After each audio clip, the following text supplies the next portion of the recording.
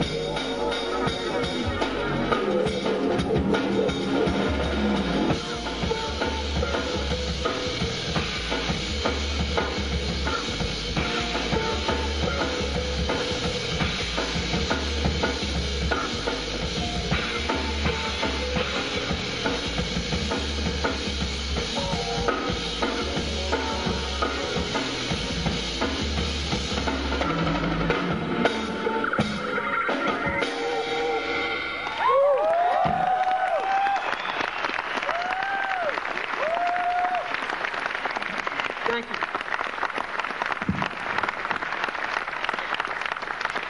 All right. Now, what was this? Where does this rhythm come from, really? Jojo comes from basically is a breakbeat culture. Has anyone ever heard of the name breakbeat? Yeah. Yeah. Okay. Everybody heard of breakdance, right? Breakdance, you call breakdance not because you can break your neck, but because you dance with the breaks.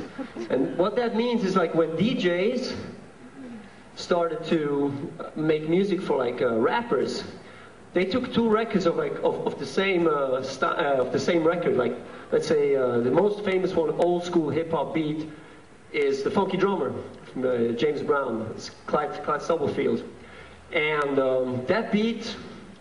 But the band plays, and then the band makes a break, and the drummer plays alone. And those 8 bars, they loop. They have 2 records. They play that records, and it goes, give the drummer a song. And when it's finished, they play the second record. So when they look for the one with the record, they go walk, walk, walk, walk. And that's how scratching was invented. So it goes back and forth. So it's a small piece of recorded drums. Now when we play those type of things, everything which is in that beat, maybe a little noise or a little guitar glitch, it becomes a part of the drum beat, which makes it very interesting. So I saw many drummers that tried to play, let's say the Funky Drummer. Okay, so since I started with that, and the Funky Drummer, everybody heard that beat because it was very popular in the 80s, and it's basically, I see many drummers play the Funky Drummer they go, but it never really sounds like the Funky Drummer. So I started to pay very close attention to the texture of that beat. So I listened to the hi-hat. How does the hi-hat sound? It's not like... We have many different sounds from our acoustic drum set. And when I started to reverse engineer electronic music, I became aware of how carefully you can play on the drum set to get all those different timbres and textures out. So, for instance, many drummers don't pay attention to this, unfortunately. So I really had to treat the drums as a musical instrument and not just as a statistical toy. So, for instance, we have the hi-hat on the Funky Drummer. It's a 60 notes. Okay, with the tip in here. Then we have the snare. And we had the bass on.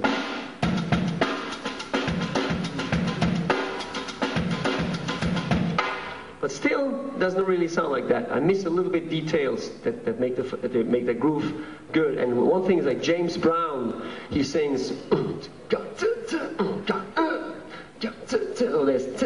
I try to put it into the hi-hat like this.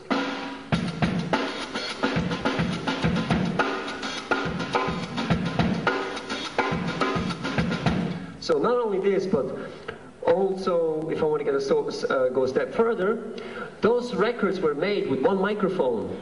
Not like every drum head didn't have a microphone, but it was no close miking, so the bass drum did not sound that loud.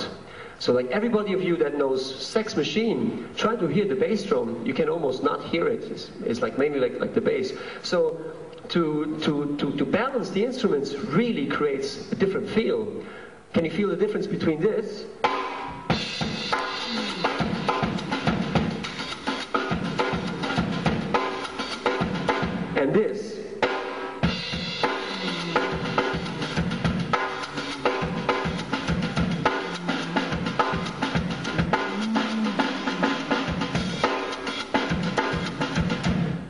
difference. Big difference, not so big difference, but it is a big difference. So when so when DJs started to like deal with those things, they don't like a drummer when he at the end of a drum fill, usually automatically he plays a crash cymbal. So it's like.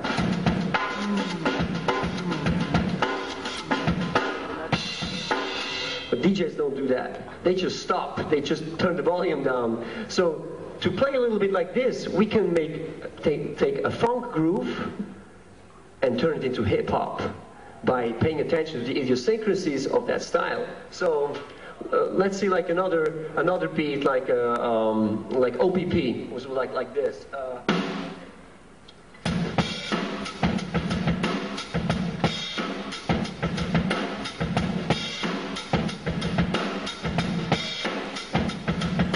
Okay, that's like the basic loop. So when I do the stops, I start to bring the hip hop in, like.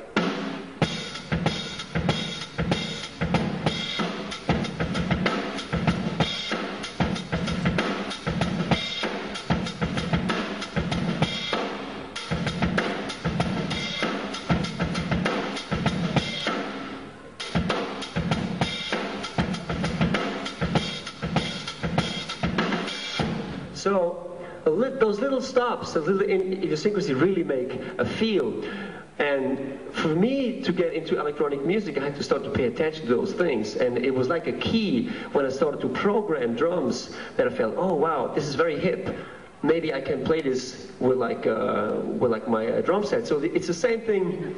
Any style that you play, there's so many musical styles. As a drummer, for instance, if I want to play Brazilian music, I have to learn to play the pandeiro, which is it's like tambourine. If you know how to play this, you will do the right thing on the drums. If you want to play Afro-Cuban music, you have to learn to play the congas. When you want to play jazz, you have to learn how to play the right cymbal. When you want to play rock and funk, you have to learn about the backbeat. If you want to play electronic music, you have to learn about drum machines, like samplers. And I see a lot of people are afraid of this, but it's not, the computer is not the center of the universe, but it's a part of it. So as a musician, I try to use those things, and I think many musicians are afraid of electronic music, maybe also because it is simple or not sophisticated, but it's a big mistake. And after, I want to show you something with a more simple context than like the drum and bass, but to take from like the hip hop groove and like the breakbeat, that the jungle was created out of a breakbeat, and the original breakbeat was called the Allman Brother beat, and the Allman Brother is a gospel song. Maybe everybody knows it. It goes da da da da.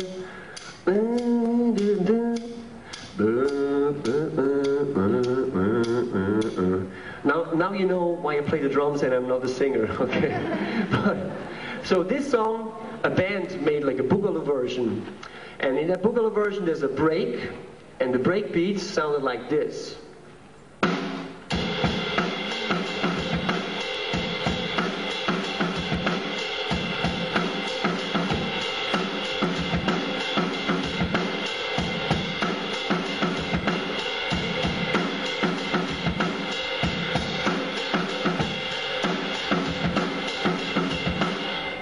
So that was used by Public Enemy, Beastie Boys, everybody used this. But some Jamaican guys in West London, they took it and they speeded up with the records. So it became faster and the sound was also smaller, like a Mickey Mouse. So this happened.